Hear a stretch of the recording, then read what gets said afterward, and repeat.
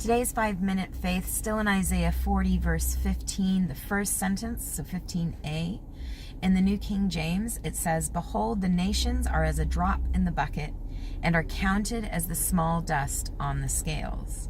The New Living Translation says, "No," and this is speaking to, did anybody need to teach God about justice? "No, for all the nations of the world are but a drop in a bucket.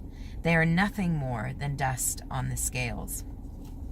When you think about it, that's a pretty insignificant picture that we're being given. What God's saying is all the nations of the world, all the peoples, all the governments, all the lands, all of that is so small in comparison to him, so insignificant that it's something that doesn't even register on the scales. And again, when we have a picture that's that big from God, it can be easy to think, well, we're just nothing to him. You know, we're so small, we're so insignificant, there's nothing important about us. Don't let that be the takeaway from here. I am utterly convinced. If you Google the phrase prized possession in the Bible, we are what God has identified as his most prized possession. And the wonderful thing about that is it imparts a lot of value to us. Unfortunately, because we inherently know we should be in relationship with God, we do have significance because of that. If that gets corrupted, if it gets twisted, if we don't desire God, instead we just desire our own value, what happens is we tend to see ourselves and our world and our culture and our nation as far more significant than it should be. And this may ruffle a few feathers. I ask you to take this to God and ask him. If I'm wrong, dismiss me for it. But I would tell you, one of the things I learned growing up as a missionary's kid and living in more than one country is that America has a great deal of national pride.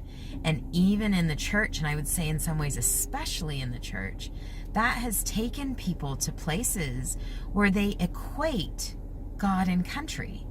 That somehow our nation, somehow our culture is superior, and therefore we are superior. And part of the reason we're superior is because our founding fathers believed in God.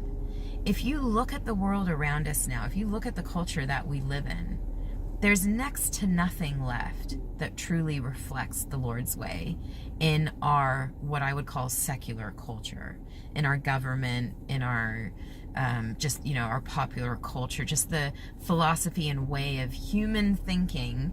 When you remove faith in Christ from the picture, there's nothing left really that reflects God. I would say to you that when we read this verse, that the nations are a drop in the bucket, they're nothing but dust, we need to equally apply that to our own country and our own home. That's not to say that we don't enjoy whatever freedoms we have, or that we shouldn't appreciate the wealth that we have, or that we shouldn't be glad some of the other regimes globally are, you know, that we don't have to live under those. I'm not making the suggestion that there's nothing to be grateful for. What I want you to think about is our nation is not what gives us value. What gives us value is our God. And that he gives us that value regardless of where we live, or what culture we're in, or what color our skin is. None of that has bearing on our true, inherent, eternal value. That only comes from God. And he is so much bigger than where we live or how we live. So for today, I'd encourage you to ask God to show you the difference between thankfulness for the country that I'm in, thankfulness for whatever freedoms I still have, and pride. Because I don't believe that we should be setting ourselves up as being somehow prominent or significant. I believe this verse alone, but very many others in the Bible as well, make it really clear to us that our value comes from our relationship with God, from what He does in our lives, not from the country that we live in.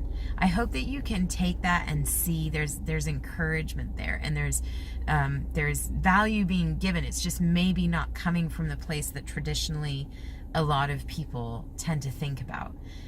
So I hope you can take that to God, give it some thought, chew on it. If you have any questions, feel free to ask me in the comments. I grew up in New Zealand, visiting America. I also spent some time in Mongolia. Life is very different in other countries, even countries that look very similar. So it does give anybody who's done that a different perspective on nationality and culture. So if you have any questions, feel free to ask me. Otherwise, I will see you tomorrow.